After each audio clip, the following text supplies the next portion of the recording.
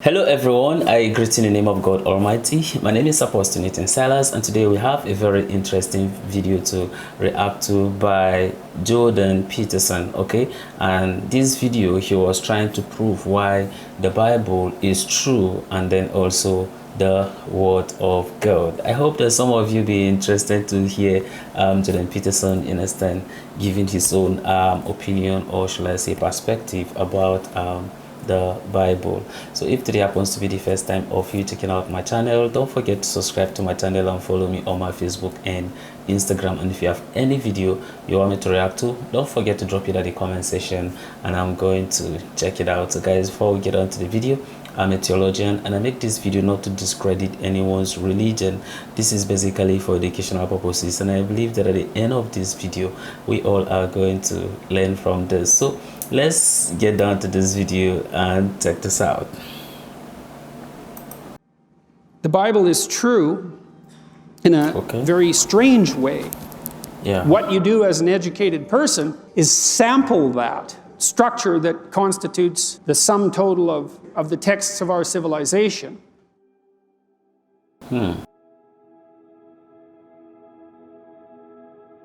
If you mapped out the relationships between all the books that there are, you'd find that the most fundamental book is the biblical library.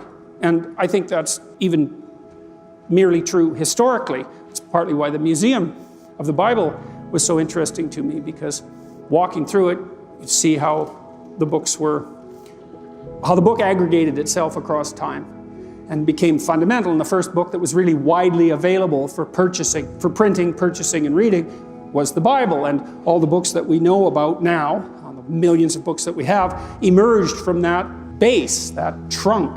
And they're all related to that. And it's certainly possible that without an understanding of that fundamental book, you can't understand all the other books. And maybe it's possible that without an understanding of that book, you can't understand other people. So, to be people of the book means that we're all inhabited by the same book, but it's probably more complicated than that. Like, it's not just the Bible, because there's lots of books. It's the biblical corpus, which is a library, and it's the relationship between all the texts in that book to one another, and then it's the whole structure of the relationship between all the texts that grew out of that. And you could imagine a map of that, and then you could imagine that what you do as an educated person is sample that. And so there's this structure that constitutes the sum total of the texts of our civilization. And then there's you as an agent that needs to understand that structure. But you can't read all the texts, obviously, because how much time do you have? Nowhere near enough time to do that.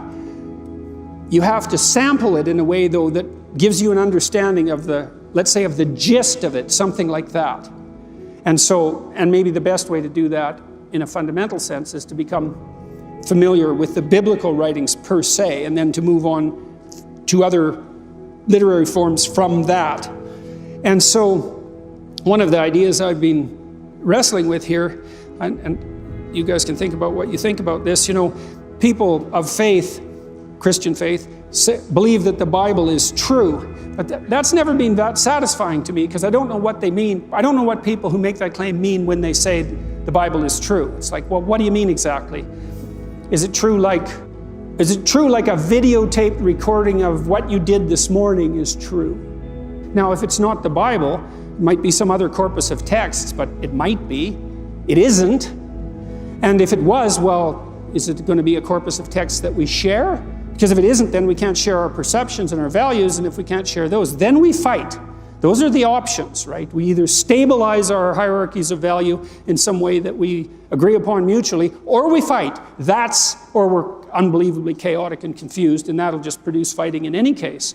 And so we have this structure of texts built from the bottom up. It's predicated on the biblical narratives, and the texts exist in relationship to those underlying narratives and derive a fair bit of their meaning from the meaning of the underlying narratives, and vice versa. And so then is it possible that biblical truth is the sort of truth that is the precondition for truth, right? Because you think, well, it's religious people make the claim, people of the Bible make the claim, the Bible is true. The Bible is true in a very strange way. It's true in that it provides the basis for truth itself. And so it's like a meta-truth. Without it, there couldn't even be the possibility of truth. And so maybe that's the most true thing. The most true thing isn't some truth per se, it's that which provides the precondition for all judgments of truth. And it seems to me that I can't see any holes in that argument. And I can't see any holes in it from a scientific perspective either, because I think we do know well enough now as scientists that the problem of deriving ethical direction from the collection of facts is an intractable problem. There's too many facts. There's an infinite number of facts. They do not provide an unerring guide for action. They can't. There's too many of them. They have to be prioritized.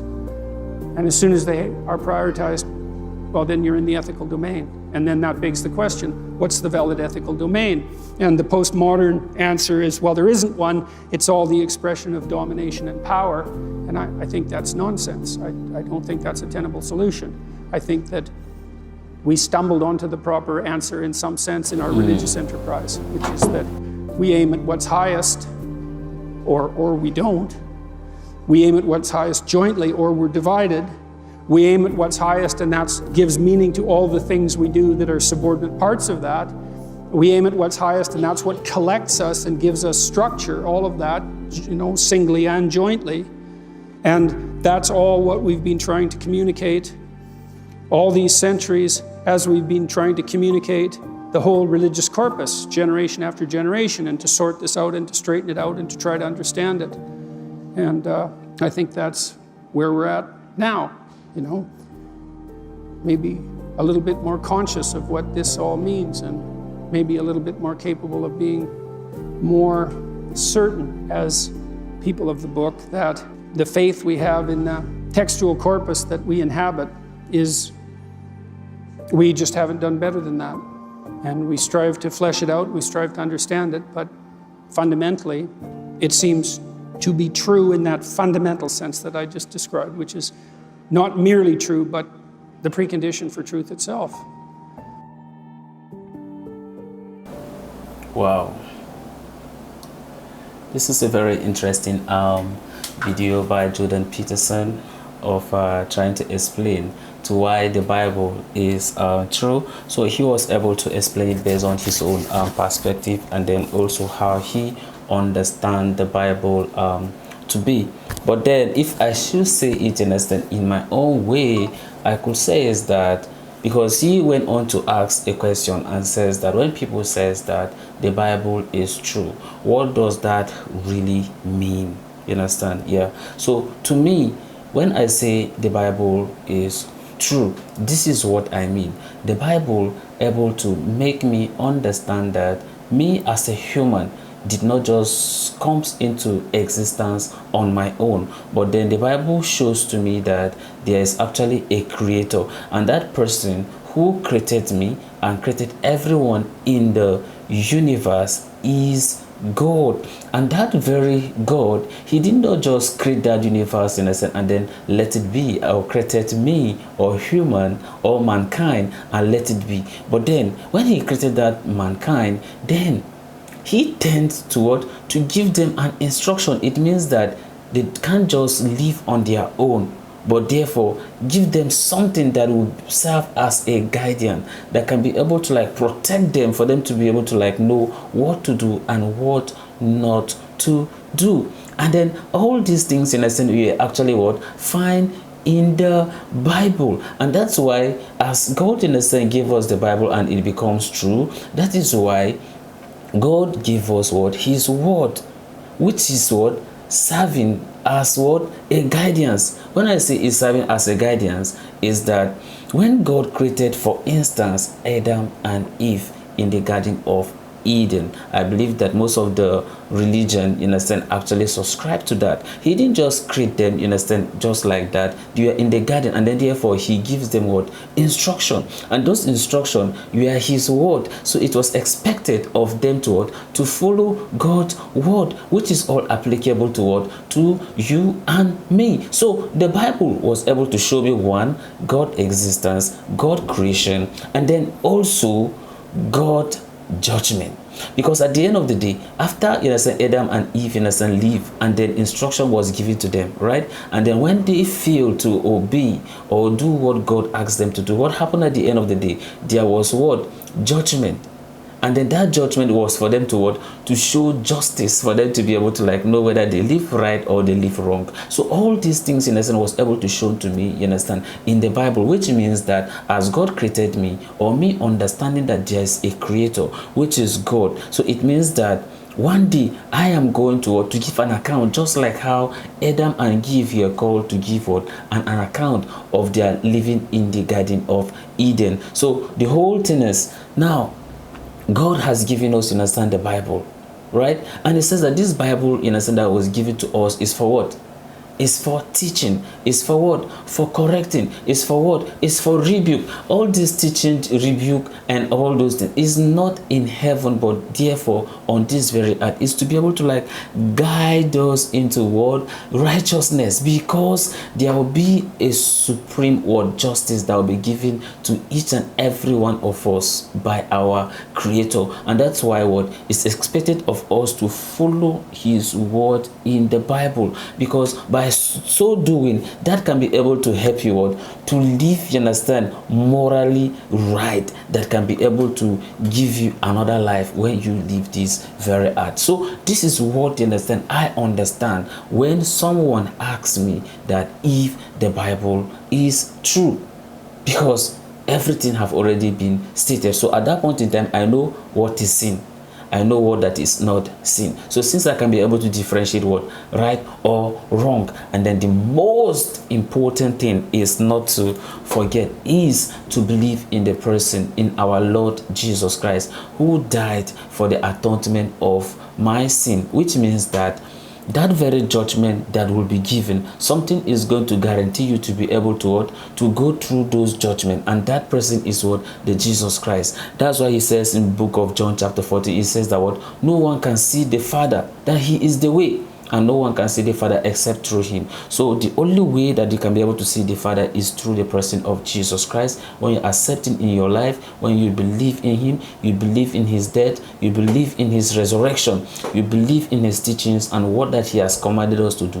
When you're able to like do so, that can be able to guarantee you to be able to see the last day.